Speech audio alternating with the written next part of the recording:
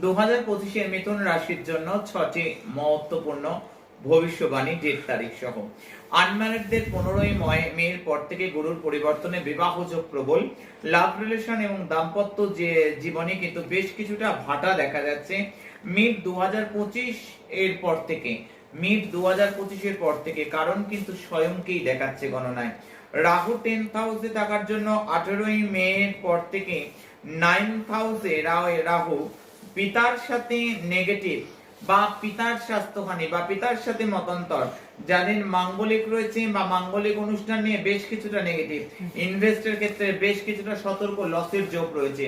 শনি 10th হাউসে যাবে, কর্মপ্রাপ্তি যোগ রয়েছে। 29 মার্চের পর থেকে পরিশ্রম বাড়াও।